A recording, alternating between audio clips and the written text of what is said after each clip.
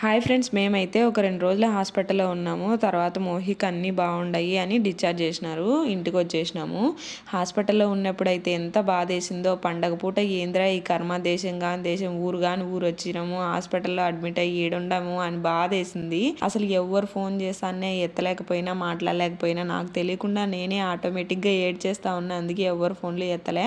కానీ ఇక్కడున్న ఫ్రెండ్స్ చాలా మంచోళ్ళు. అసలు అందరూ మా సర్కిల్‌లో ఉన్న వాళ్ళందరూ ఫోన్ చేసి మాట్లాడినారు, అడిగినారు, కామెంట్ చేసినారు. నేనైతే కొంతమందికి రిప్లై ఇచ్చిన, కొంతమందికి రిప్లై ఇవ్వలేకపోయినా. అందరికీ పేరు పేరున thank you so much. Me blessings వల్ల మేము హ్యాపీగా ఇంటికి వచ్చేసినాము. మోహి అయితే అస్సలు హాస్పిటల్లో ఉండలేకపోయింది. ఇంటికి పోదాంపా అని ఒకటే గొడవ. ఇంటికి వచ్చేసరికి మేము చాలా లేట్ అయిపోయింది. వాడు నిద్రపోయినాడు. మళ్ళీ పొద్దున్నే లేస్తలకి ఇంట్లో ఉన్నాడు. చాలా హ్యాపీగా అనిపించింది వాడికి.